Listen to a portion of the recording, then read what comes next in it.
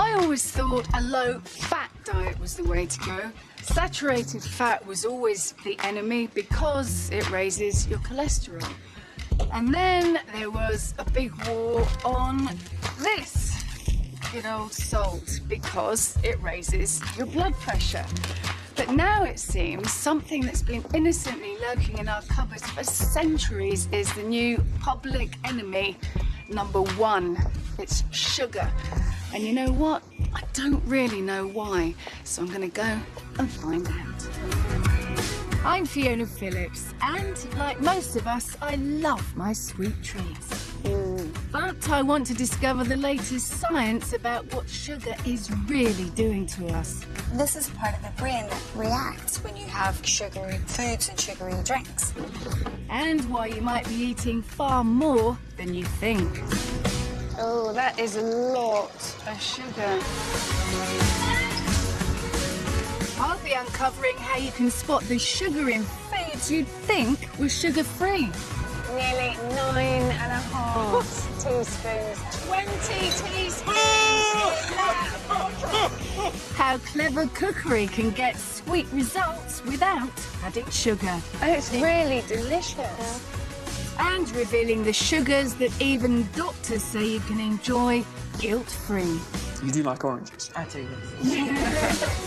I'm going to find out the surprising and very sticky truth about sugar. Wow!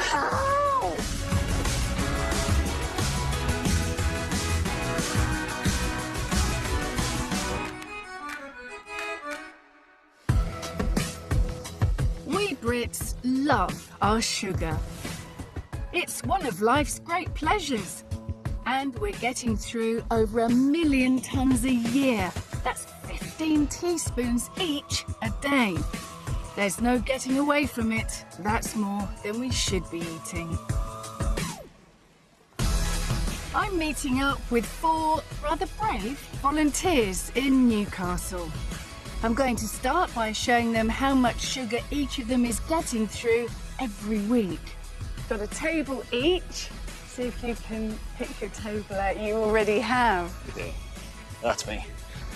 Sweet. That's terrible. They all suspect they might have too sweet a tooth and want to do something about it. So I'm asking them to cut back to just 6 teaspoons a day, a target the World Health Organization believes is the best to aim at. First up is Cara Patterson. Here's Cara's table. It is predominantly brown. Yes. Lots of chocolate. I even know that you eat chocolate for breakfast. I do, yeah. Chocolate and coffee. Cara Patterson splits her time between working at a school and being home looking after her 4-year-old son, Noah. Got an order. She worries that sugar is taking over her life. I'm definitely addicted to sugar. I crave it. The worst time that I want sugar is as soon as I wake up. Breakfast always contains something sweet, whether it's cakes, biscuits, chocolate. Well, Cara, your average daily sugar intake was 28 teaspoons. 28 teaspoons a day. It's not good, is it? So Cara's eating nearly 5 times the 6 teaspoons a day target that I want her to aim for. This is going to mean some big changes for her. Ah, you may well look nervous, Rick. Rick Shabila comes from a Sikh family with a history of type 2 diabetes. He worries that his love of sugary Indian sweets could land him in the same boat. They're so colourful and they look so innocent, but they are little assassins. You've got your Indian desserts, which we know are very high in sugars. Yeah, and these are normally accompanied with some ice cream. Which would be adding even more sugars. I think, Pauline, you should do the honours, or would you like to reveal your sugar consumption? No. You want Pauline to Be do my it? guest. Okay. 29 teaspoons per In day. a day. Dang. A day. That's really terrifying, to be honest. Like Cara, Rick is also nearly 5 times over where I want him to be. Audrey Cannon feels her weight is getting out of control. Life on the road as an acquisitions manager has led to a diet of processed food and sugary snacks. I'll be going to meetings and things and coming out to meetings and jumping straight in the car. It's just as easy for me to eat in the car as it is to stop up and have something because I just want to get home sometimes. You're having quite a few supermarket ready meals. We've got a chili beef here. That contains 5 teaspoons of sugar in half the pack, which is a portion. I wouldn't even think to look at the sugar content. I would maybe look at the calories or the fat, but I've never ever thought of looking at sugar. Your average daily intake was 23 teaspoons. Oh dear. So, to be on target, Audrey's going to have to cut pretty well 3/4 of the sugar from her diet. Simon Gallagher loves his fizzy pop. That's so cold. But at 26 stone, he's becoming increasingly worried about his health. On a normal day, I'd have 3 or 4 cans of fizzy drink. If I'm at home, it can be pretty much any amount until I feel like sick, basically, or until I haven't got any left. Simon, you're smiling now. Yeah, out of nerves. The problem is that you have a huge amount of sugar. As it stands, you're having a whopping 39 teaspoons of sugar every day. Yeah, that's a lot. Just to reiterate, this is 57 kilos per year, or 14,000 teaspoons of sugar that you're putting into your body. Simon is 6.5 times over and will have to make the biggest changes of all.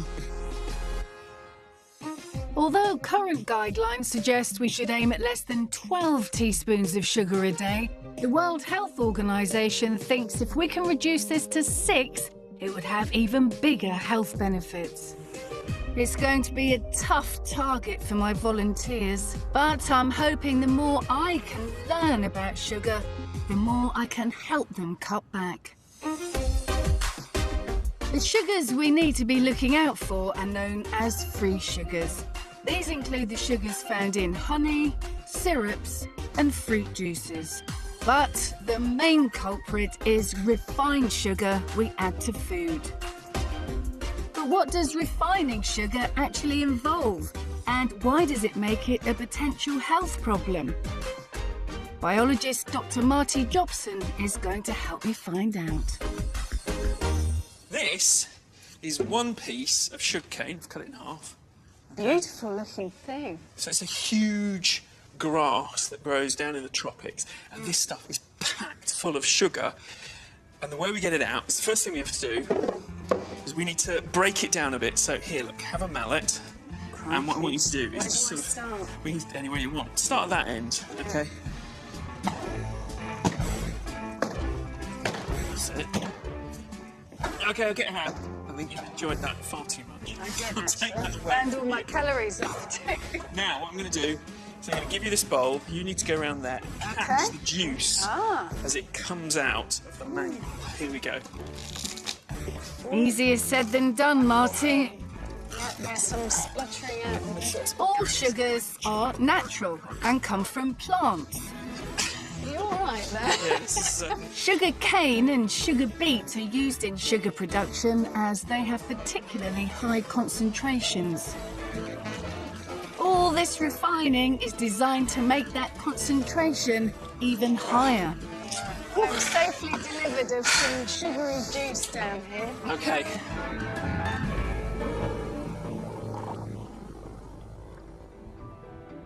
Carbon dioxide is then used to remove impurities like wax, gum and fats, all with the aim of giving us pure, refined sugar.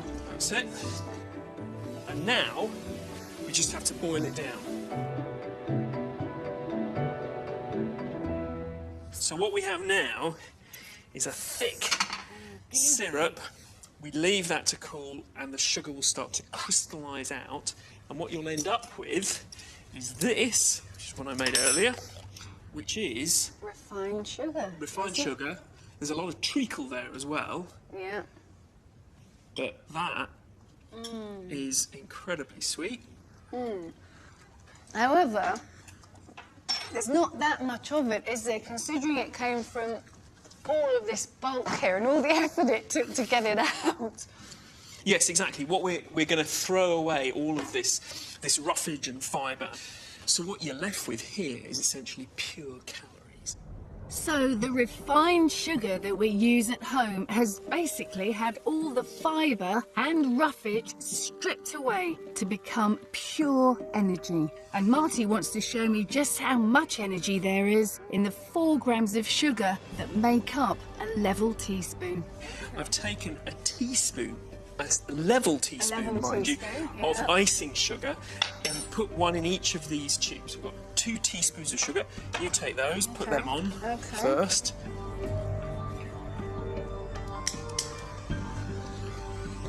And what we're going to do is blow down these tubes. Blow, mind you. Okay, 3, 2, 1. Wow! So all that energy in one level teaspoon of sugar. Exactly. That's the energy you get if you eat it as well. It's the same amount of energy. The flames may look impressive, but this energy is the real danger of sugar. If you don't burn it off, it can make you fat very quickly. But I had no idea just how quickly. Imagine, say, you're drinking 3 cups of tea a day. Okay, you put 2 teaspoons of sugar in every cup, 365 days. Now imagine you're also not burning off that. How much of my lovely fat substitute would you end up in your artificial belly if all of your sugar that you put into your tea was turned into fat and it wasn't burnt off? 6 teaspoons a day for a whole year, and I didn't burn it off. Correct. How many of these? One of those, do you reckon? One of those? Let's try one. Okay, let's do one. Sugar is one of the cheapest forms of calories. It's not just bad for your teeth. If you have too much, your liver will end up turning it into fatty acids that your body will store as fat. It feels really uncomfortable. So this is the second of my bottles. Okay. More? I don't want more, but it's... There is more, I'm afraid. Oh my goodness. Here we go. We're getting there, we're getting there. So what you've got there is 4.5 kilos of fat. That's over half a stone. I know, I can feel it. And all because of your 6 teaspoons of sugar that you were having every day for a whole year that were excess to what you need. Having a sweet tooth like that can lead to weight problems which could be seriously dangerous. If just a few excess calories from sugar can cause issues over time, what have high sugar diets done to my 4 volunteers? At Newcastle University, Professor Mike Tranell is going to find out. One of the problems with sugar is it allows you to take large amounts of calories on very quickly, which can make you obese. Mike uses high-tech equipment to measure the body fat percentage of my 4 volunteers. So at the moment, 51% of your body is fat. Really? Wow. That's a lot.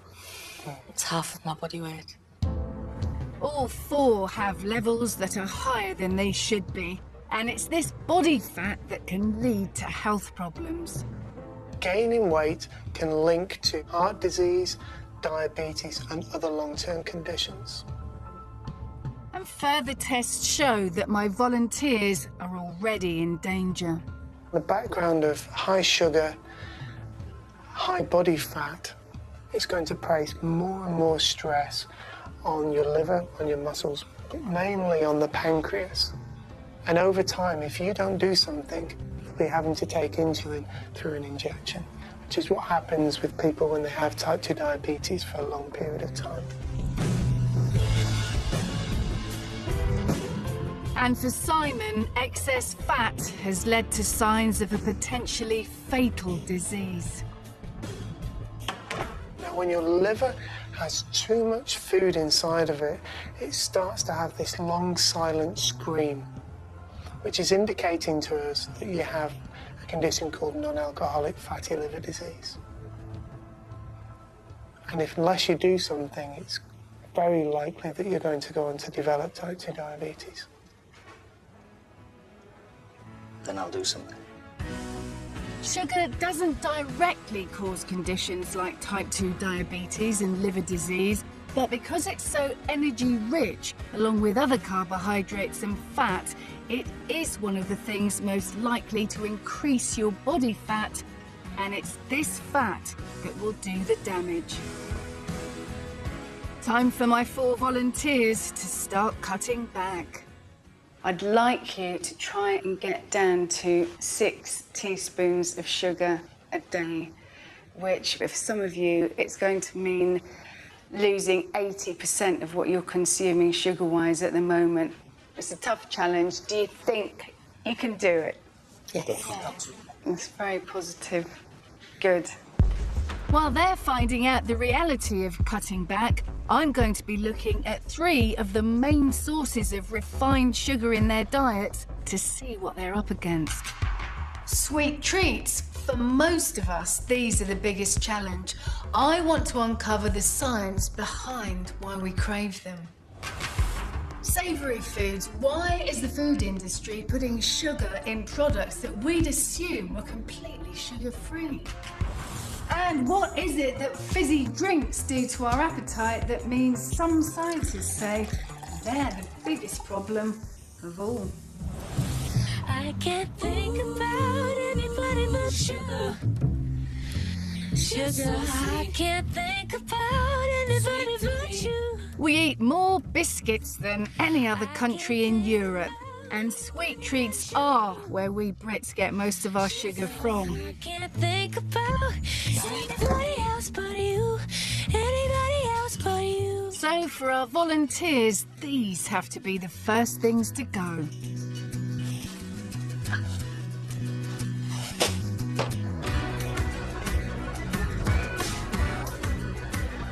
But how tough will that be? It's the Sikh equivalent of Christmas Day, and there's a big celebration in the local temple, a source of great temptation for Rick. This is Guru Nanak Dev Ji's Gurpurab, which is a celebration of the birth of our first Guru. This is our Christmas, if you will. So there's a lot of sugary sweets and treats to celebrate this event. This is torture.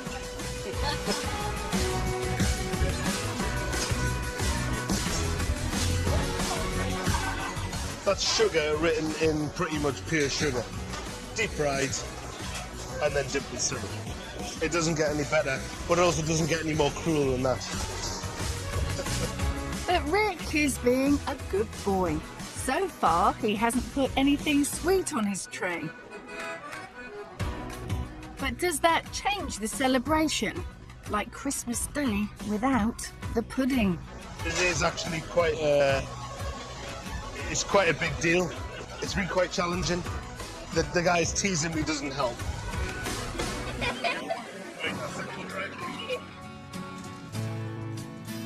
Meanwhile, Cara is really struggling.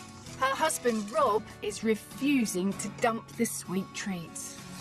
Right, I'm just gonna shove all my stuff over there so that you've got your stuff and I've got the stuff with less sugar in.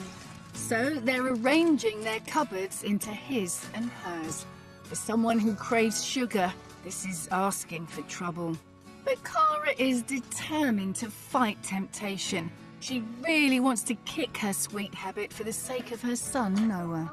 He's the ultimate motivation because I want to be around for him as he gets older. I don't want to be a burden. I want to be able to do things with him.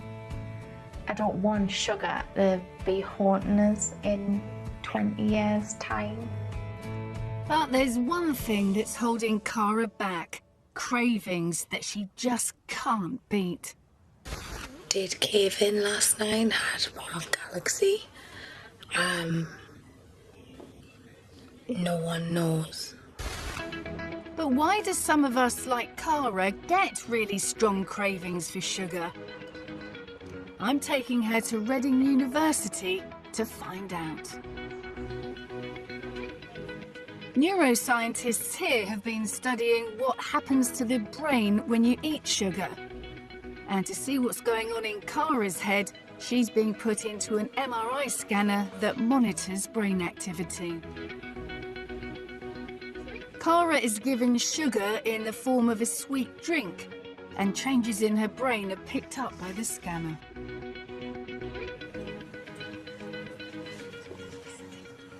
Okay, so Cara, this is an image of your brain that we just took when you were in the scanner. This is a structural image, and on this we can see parts of the brain that we know to be involved in the reward system. So for example, here we have the striatum, and this is a part of the brain that reacts when you have very pleasant experiences, like when you eat things that you really like sugary foods and sugary drinks. And so if we look at this image over here, this time you can see the actual activity in this part. So that is the reward centre, and that's the brain saying, this is really, really nice, wouldn't mind some more of that. So Cara can happily keep feeding herself sweet things, and the brain will make her feel better. What do you think, seeing this? It's really interesting because often I crave like sweet things, but a lot of the time, no matter how much I eat of them, the craving's still there and I still want more. Yeah, we are hardwired and biologically driven to seek out energy-dense foods. So all of us have a primeval urge to seek high-energy foods, and our brains are telling us that. Yeah. Everybody likes sugary sweet things because it's a natural drive. What differentiates people who overconsume those foods from people who don't? We don't know what the biological differences are behind that yet. So are sweet things habit forming then? If you have more brain activity underlying this craving or this reward-seeking behaviour, then you're going to repeat it, and that makes sense. So that is like a habit, yeah. So, there you have it. That is why sugar is so hard to give up. We are hardwired to enjoy it, to seek it out. And that was okay in ancient times, I guess, when food shortages meant that high-energy, sugary foods were literally the difference between life and death. But things have changed now, and sweet, cheap, sugary foods are all around us. And that is not good for us, and frankly, our DNA really isn't helping. But if your brain is egging you on to have a sweet treat, are there any that are better than others? I am confused as to whether any of this stuff might be better for you than ordinary white sugar. Right, well, let's have a look.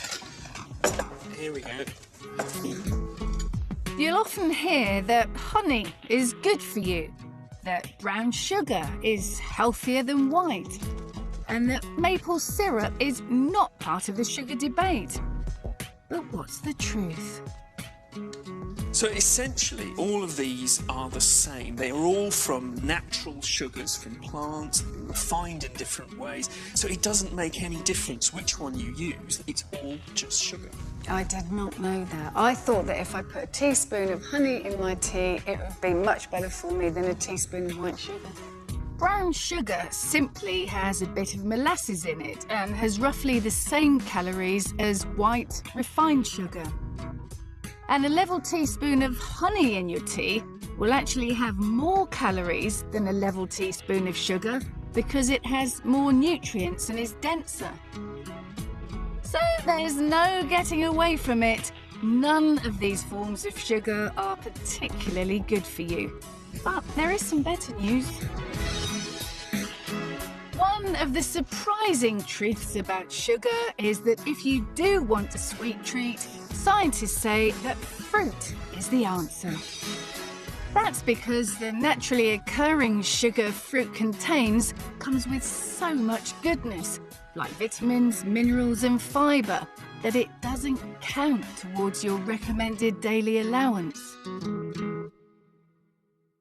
But sugar in supermarkets isn't just limited to sweet treats, it's actually in quite a few savoury products as well, and often with a lot more sugar than you'd think. I've got a bowl of pad thai noodles here. It's a savoury dish, obviously, so what do you reckon, sugar-wise? Not that much, I think. If you'd like to spoon in, what you think?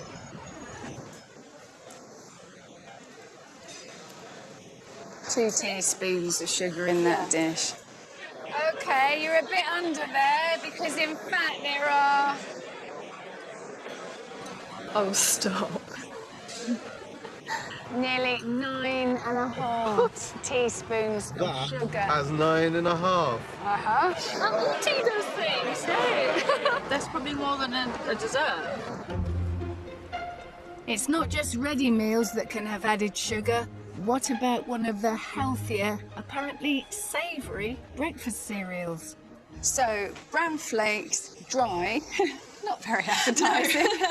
But how many teaspoons of sugar, if you would expect any at all to be in there? OK.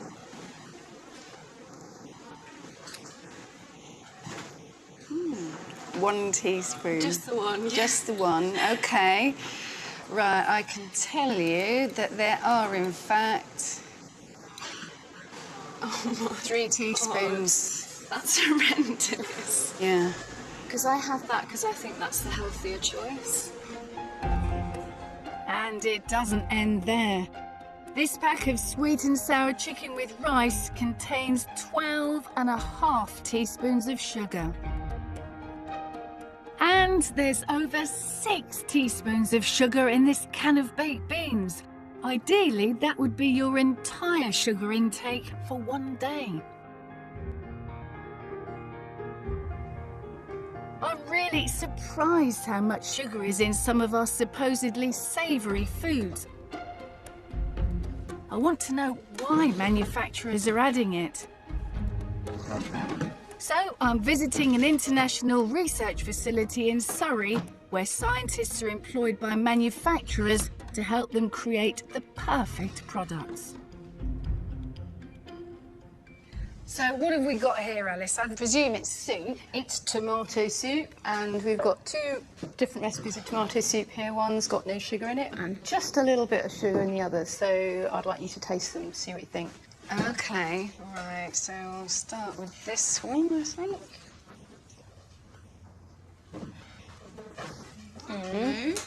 I'm not sure about...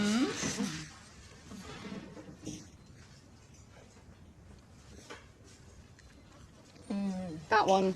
Okay. Yes, that was it.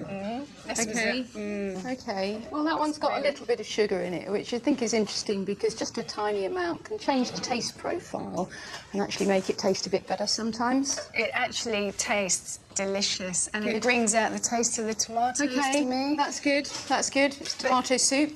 But is that a good thing? Isn't that then what the manufacturers are doing? Making people like it with sugar in, and so they eat more, they buy more, but they're also getting bigger as well. Well, they do want to make things that people like at the end of the day. In fairness to the manufacturers, many are already making attempts to reduce the amount of sugar in their products, and it certainly isn't just the case of the more sugar you put in, the more you'll sell. Scientists here are experts at finding the precise degree of sugariness which will appeal to customers. the so-called bliss point. Today we've got 9 testers who are here behind us. All sitting behind these all little sitting hatches. behind these little screens. And we have 5 different recipes of tomato soup, going from those that have very little sugar in them to a little bit more, and then a little bit more, and actually to a stage where some consumers might find it too sweet. And the purpose of this exercise is to find that recipe that the majority of them will like. So what other products would you test in terms of its sweetness or added sugar? Oh, a huge range of products. I mean, everything from yogurts or cheese or milk to ready meals or drinks or confectionery. So, Alice, our tasters have emerged from their hatches, they've tasted their soups. What happens next? Okay, so we're here in our viewing facility. We can see them, but they can't see us. So this is a one-way mirror. Okay, so we can listen in on the sort of things that they're saying about our tomato soups. And in a moment, they'll vote on which one they think has got just the right level of sweetness in it. So let's start off with sample 341, please. Can you raise your hand if you prefer that sample? Oh, that's interesting. Look, nobody's voted for the one with no sugar. And 646, please. That's 1. 4 votes. For the 3% sugar. That's the mid-range, isn't it? And finally, what about 763? Okay, so that's 2. And 2 votes for the 6% sugar. So the 3% is the winner. That's the one they prefer. And that sort of information for the manufacturer of a savoury food is priceless, really. Absolutely, yes. Well, I have to say, I'm really surprised that there's so much science behind the exact amount of sugar that's being put into our foods. Of course, ultimately, it's done to make the food taste nicer, so we buy it, and it's good for business. So the question we need to ask ourselves, really, is if manufacturers started taking sugar out of foods, would we still buy their products? All this sugar in savoury food is making life difficult for acquisitions manager Audrey Cannon. With such a busy lifestyle, she's come to depend on fast food and ready meals. But with a history of heart disease in the family, she's determined to kick the habit. I just got in from work, and normally I would cook some processed food, such as these barbecue wedges. And as you can see, they've got a lot of barbecue sauce. But when I checked on the label, they had 3 spoonfuls of sugar in, and I was astounded. I didn't realise. So I'm going to make my own. Trying to get her sugar consumption down means Audrey is completely rethinking her food choices. It's been a big wake-up call to see how much sugar's in what I feel are healthy foods. But it's made the weekly shop a real headache. I haven't really found it difficult in what I've been eating. The difficulty's been in what to buy and looking at the sugar content as I've been going around the supermarket. That's been the biggest challenge. Audrey's not the only one to struggle with food labelling. I do too. So how can we know when a product is high in sugar? Right, there's a lot of shopping here. The traffic light system, which is the front of packet system, is great because you can see at a glance if something is red, amber or green for different nutrients. So take these sweet and sour chicken dishes. All of these are red for sugars on the front. High sugar value means that it's got over 22.5 grams in 100 grams of product. Traffic lights make it easy, but manufacturers aren't legally obliged to use them. Some don't, and some also choose to indicate the sugar content of a portion rather than per 100 grams. You take, for example, this pack of Crunchy Nut cornflakes. You do have some nutritional information on the front of the packet, but it's not colour-coded, so you can't see at a glance how much sugar's in that. With products like this, consumers have to examine the pack to find the information that some dietitians argue is the most useful. If you really wanted to know how much sugar was in this, you could turn to the back of the pack, and here we can see for sugars, it's 35 grams. So that's high sugar because it contains more than 22.5 grams per 100 grams. So it's a sugary cereal. This type of supermarket homework is particularly revealing with savoury products that you might have thought were sugar-free. You'll see how much sugar it contains, 22.8 grams per 100 grams. So it's a high sugar product. Something that you have on your chips, so which you wouldn't associate with sugar. Yeah, something that you think was savoury. Yes. With some products labelled per 100 grams and some per portion, and not everyone using the traffic light system, I want to know why food manufacturers aren't making sugar content much easier for us. So I'm off to see the Food and Drink Federation, which represents the industry. Do you think that if all food producers were made to adhere to the traffic light system, it might help? Because that, to me, is clearer than all the other systems that exist. Well, I think that there isn't a single solution for a problem such as obesity that is so complex. But the traffic light system would help, wouldn't it? Because if you see a red next to the sugar content, that would make me put it down. The information that is available on pack, whether it's through the reference intakes values, whether it's through the traffic light system, is clear and is accurate.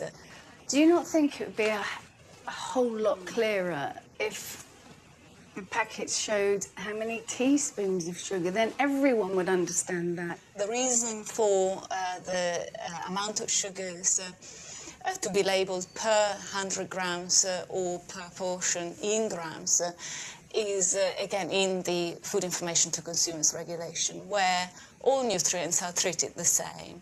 And a gram is a very well-recognised unit. When, if you talk about teaspoons or tablespoons, what do you think, 4, 5, 6 grams?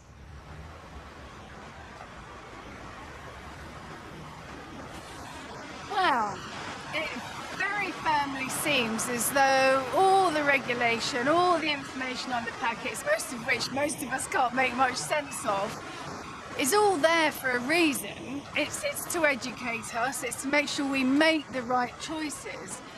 But in the end, the responsibility is all left to us. And I don't think with the amount of sugar they're putting in some foodstuffs that is right. I really don't. I think that more onus should be taken by the manufacturers.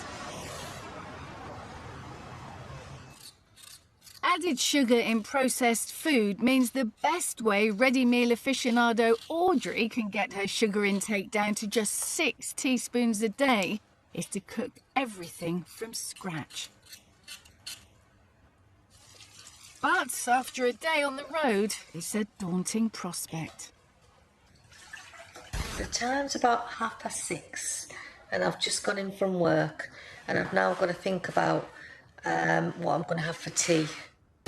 So I'm feeling a bit sort of frustrated that I can't just come in and cook something easy, and I've got to prepare and think about it and have plenty of ingredients in the house when really all I want to do is come in, have my tea and sit and chill. But is there a way for Audrey to have the taste advantages of sugar and savoury food in a healthier way and without too much hard work? I've set nutritionist Christine Bailey this challenge. Audrey, you're partial to the odd ready meal, aren't you? So what tips have you got, first of all, about ready meals, supermarket ready meals, what to avoid? Well, as you know, a lot of them contain sugar, but particularly, I would say, the shop-bought sauces, things like, you know, the tomato ketchups, the sweet chilli sauce, baked beans, and sweet and sour sauce. The answer, it seems, is fruit. Remember, sugar in fruit doesn't count towards your daily allowance, so we're cooking a sweet and sour sauce using the natural sweetness of chunks of pineapple to replace refined sugar. And to give it more kick without the calories, just add spices. We're going to actually add, I've got here some chilli, some garlic. You're doing the ginger. I'm going to use some onion as well. And I'm also going to add just a little bit of Chinese five spice, which has that lovely sort of oriental flavour to it. Throw in some onion, pepper and soy sauce, and we have a low sugar sweet sauce, to which we could later add a bit of chicken or maybe prawns. That is delicious. You could use that as a ketchup alternative. Audrey, you and your busy life, I mean, this is simple, isn't it? It is, because I could just have this ready and then just cook the chicken when I get home. And Yeah. it's just boil some rice. It would be really easy. Well, you could bulk cook it, couldn't you? Yep. And put batches and freeze it, Yep. and whip it out when you get home. Yep. For Audrey, it's problem solved. It's nice. Gosh, that tastes sweet as well. No wonder you're smiling. Can't wait to get home and have it. It's really delicious.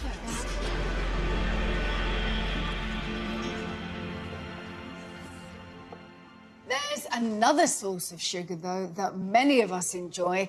It's this, fizzy drinks. Is drinking sugar the same as eating it? Well, according to some scientists, the answer is no. Drinks can have a shocking amount of sugar in them, and they're one of the quickest and easiest ways to see your sugar consumption soar. I've got a bottle of ginger beer here for you. And it is your favourite, is it? I want you to put the number of teaspoons you think are in this bottle of ginger beer into that little pot, please.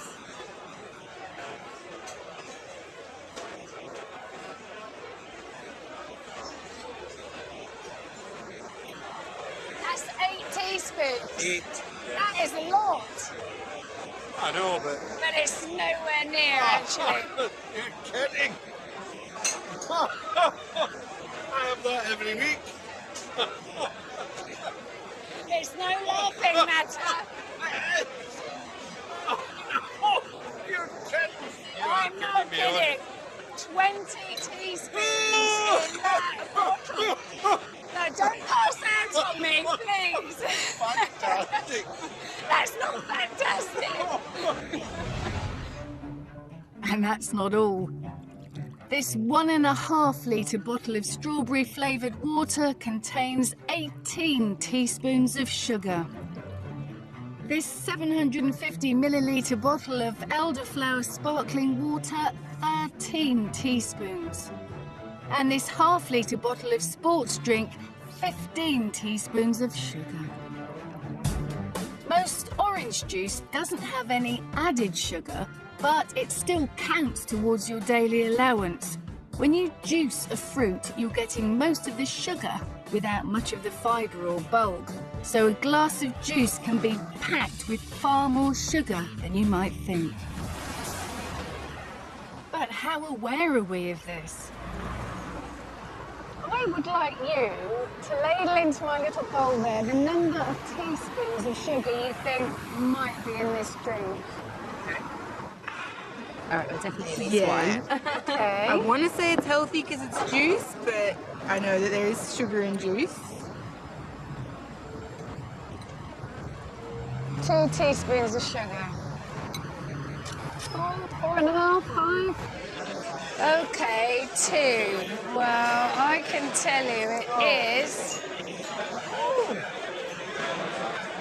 No. I'm afraid so. Come on. Oh dear. Oh dear. There's about just over 8 teaspoons in there. Gosh, that's an awful lot. Unbelievable. Would you pick that up now, do you think? No chance. But when it comes to sugar, what's the difference between eating oranges and drinking orange juice? Well, it has a lot to do with the amount of sugar you can consume in a very short time. I'm back to meet Marty to find out more. Meggie, in front of you, you have 1 litre of orange juice, which is made from 12 oranges. And in front of you, Kanika, we have 12 oranges. And what we want you to do is we want you to, well, eat or drink what you've got in front of you as much as you can. It's not a race. We just want you to eat or drink until you feel you've had enough. Okay? So, are you ready? Yes. Yeah. Away you go. Okay. You do like oranges? I do, yes.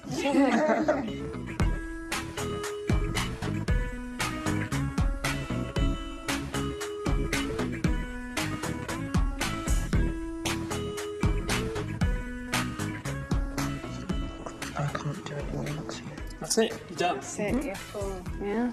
And Maggie's still going. Maggie's still going?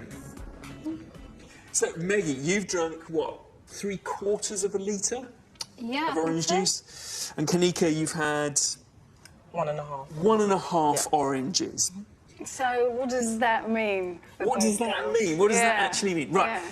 Well, Maggie, you have just drunk approximately 18 teaspoons of sugar. Wow, okay. Okay. Whereas you have had maybe 3.5, something like that, teaspoons of sugar in that. And that's the thing. The reason you've managed to eat less is because the orange is full of fibre as well. It's chock full of fibre. There's got two things it does. First of all, it keeps you satisfied. It fills you up much more than the orange juice does. The thing is, you can't eat as much sort of oranges as you can orange juice. I mean, you couldn't eat 9 oranges or 12 oranges, could you? Not in a day. No. And the second thing it does is it actually makes the sugar that you have eaten release very slowly into your blood.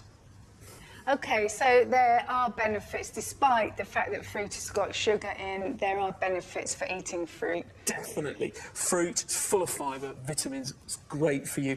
Fruit juice, on the other hand, you just, you know, in moderation, it's good for you, but just be aware of the sugar that's in it. So, without realising it, not only has Maggie managed to drink 5 times the sugar that Kanika has eaten, it'll get into her bloodstream super fast, causing a sugar rush.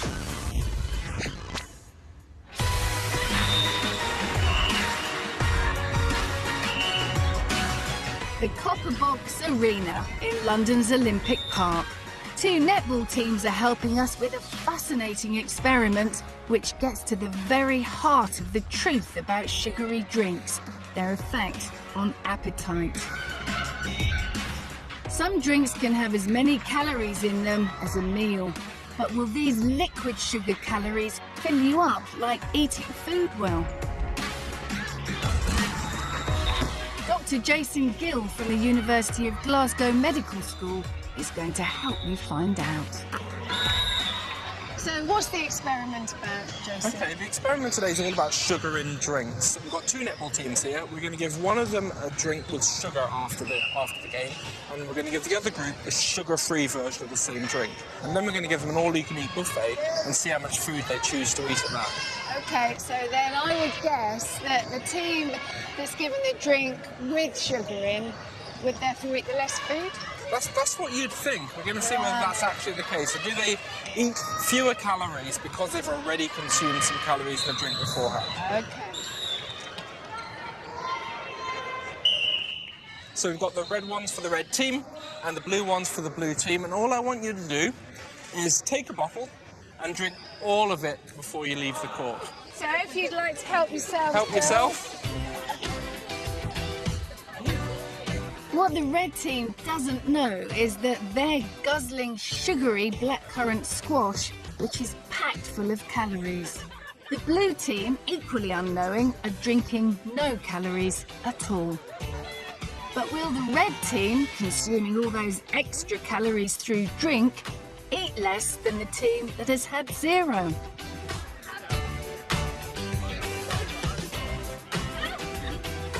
When the girls have had their fill, they're asked to leave the room. And while they're out, we carefully weigh everything left on the table to calculate the amount of calories each team has consumed. They're in for a shock. We gave you these 2 drinks beforehand, but you didn't know that this drink had sugar in it and that was a sugar-free version of the same drink. And then we had you at this buffet, and we weighed out all the food beforehand. We weighed out what you had at the end, and we calculated how many calories you consumed. And this table consumed 1,000 calories in total more than this table.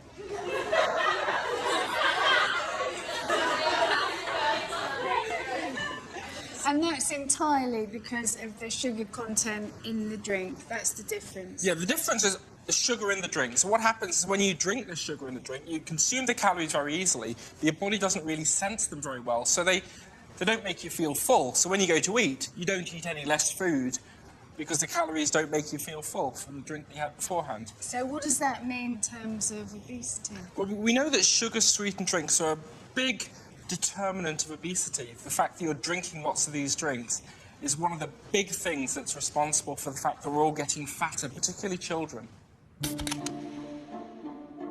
People who have lots of sugar in their diets do tend to put on weight.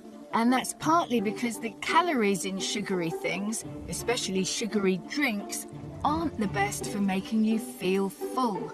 So you're more likely to carry on eating and therefore take on more calories. Simon used to down up to 7 cans of fizzy drink a day, and the calories in them have been a contributing factor to him developing fatty liver disease. He's been trying to go cold turkey and not drink any fizzy pop at all, but he appears to be having withdrawal symptoms. I have been a bit more tired than usual, but I expect that's probably more likely to do with the fact that I'm not wired permanently from sugar, which I was, clearly. I feel a little bit on edge at the minute. Twitchy, sort of. Yeah. My attention span isn't as good. And Simon isn't alone with his habit. Your average Brit gets through 50 litres of sugary drink in a year. So I'm back at Leatherhead Food Lab to see what that really means and whether there's an alternative. This is what 50 litres of water looks like. And this is the amount of sugar you have to add to make it as sweet as your average soft drink. Nearly 5.5 kilos. Crikey. Oh my goodness me. All that sugar.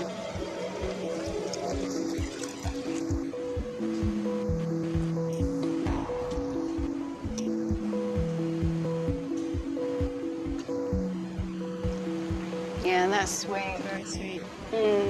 Yeah. Feel it sticking to my teeth. Yeah, that is sweet. We're going to swap that tub of water for another one. Now, let's try an experiment. Okay, so we have the same amount of water here, and I'm going to put in 10 grams of this artificial sweetener, sucralose. So I'll chuck it in, we'll see what it tastes like. Chuck it in there.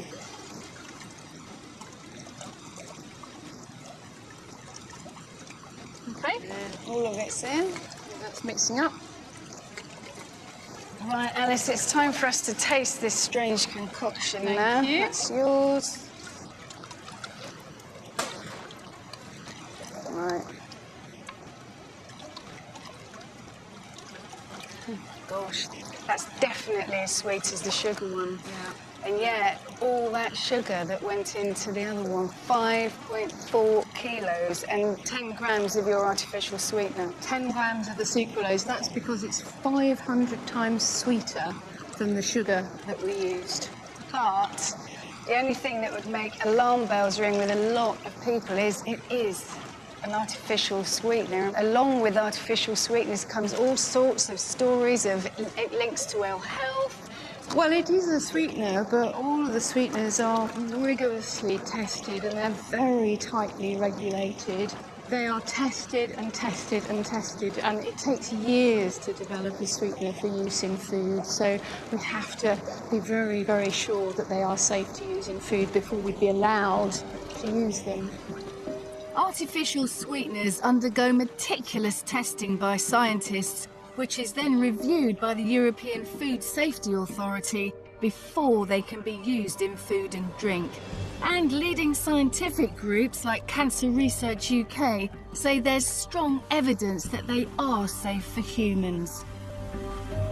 Although the debate rages on, the science seems to indicate that the 20,000 calories consumed by the average Brit in a year from sugary drinks are much more likely to cause you health issues than a tiny amount of replacement sweetener.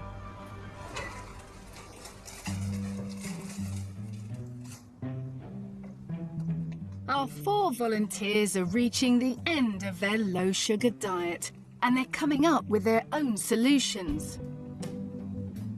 Former fizzy drink junkie Simon has been trying out fruit teas and flavouring water with large chunks of fruit. Eventually, through trial and error, he's made the breakthrough. Lemon, mint. It is really, really refreshing. It tastes like a sensation compared to normal water. Just by cutting out the fizzy drinks, Simon has dramatically reduced his sugar intake, and he thinks he can feel the benefits already. When your pants are falling down in public, that's a good sign that you've lost weight, and that has happened. Audrey has become the home cooking queen, preparing everything she eats from scratch and using the internet to track down more sugar-free fast food like do-it-yourself hummus. Basically, you just open a can of chickpeas, add a few things to it and put it in a blender. Totally homemade hummus. And it's absolutely delicious. What do you think? No sugar? Rick is doing well. He has completely stopped eating sugary treats during the day, but is consoling himself with a bit more nighttime cheer, relaxing down the pub over a couple of pints and hoping he'll still make the grade. And self-confessed sugar addict Cara, she's cut out the biscuits, the cake and sweets through sheer willpower. There is going to be things that come up like Noah's birthday where I'm going to have cake and I'm going to have sweet stuff, but I can deal with those days now, whereas before that would have been every day rather than just one day. After 6 weeks, our low-sugar experiment is over, and my volunteers are back at Newcastle University for the same series of tests they had at the start. Rick has gone from eating 29 teaspoons of sugar a day to 7, narrowly missing out on his 6-a-day target, but still well within current guidelines. Okay, so you can step on the scale for me. Cara, however, is down from 28 teaspoons a day to just 3. Audrey from 23 teaspoons to 1/4 of a teaspoon. And Simon has gone from a massive 39 teaspoons of sugar a day to just 1/4 of a teaspoon. All 4 were at risk of heart disease and type 2 diabetes. So, what has their new low-sugar regime done to their health? Cara and Audrey's results are very similar. The headline of it all is that you've lost just over 6 kilos in weight, or just over a stone. Right. So you've lost about 5 kilos, which is nearly a stone. So well done. Thank you. The changes that you've made to your diet by reducing sugar have substantially reduced your risks of conditions like heart disease and type 2 diabetes, as well as the wonderful things that it's done for your metabolism. When you first came through, we were looking quite a lot at how your body was processing the sugar. Yeah. And I'm pleased to be able to tell you that from the blood sugar results that we've taken, you've improved hugely, which is relieving a lot of the stress on your pancreas. So Cara and Audrey have dramatically improved their health by cutting back on sugar. Rick, however, despite not eating any Indian sweets, hasn't lost any weight at all. Rick, you have substantially reduced the amount of sugar you take in from 29 spoonfuls down to 7. But at that same time, you've increased your alcohol intake. And so any benefits that you would have had from reducing your sugar are taken away because you're taking in more alcohol. Got it, yeah. The volunteer Mike was most concerned about was Simon. He was showing signs of potentially fatal fatty liver disease. His challenge was the greatest of all. You've managed to lose just over 6 kilos, which is just over a stone. Well done. Now, I'm pleased to tell you that the markers that we had for fatty liver disease have gone down by 40 to 70%. Good. Wow, That was the most... more than good. Yeah, that was the most concerning thing. And I couldn't be prouder of you. Well done. Thanks very much.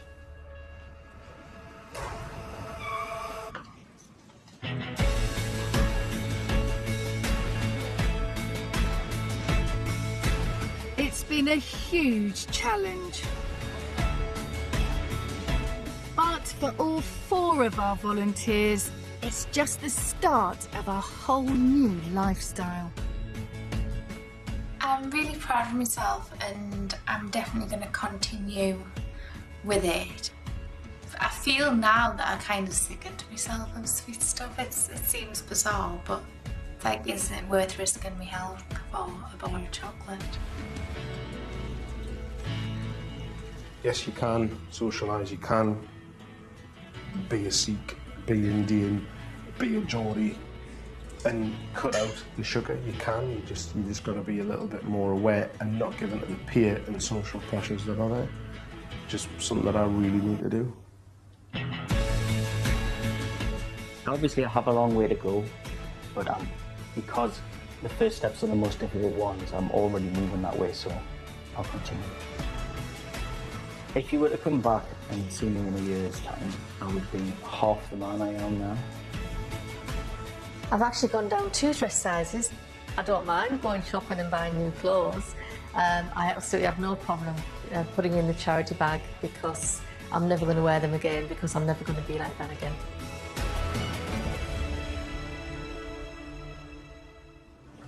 The truth about sugar is that it can pile on the pounds frighteningly quickly, and all that extra weight can lead to a whole host of very serious health problems. It isn't the only culprit. Too much of most foods will make you fat, but I think sugar is the thing many of us tend to binge on. Your body craves it, and it often doesn't fill you up. While most things we know are okay in moderation, with sugar we really do seem hardwired for excess. So, sorry, but this time you really can't have your cake and eat it.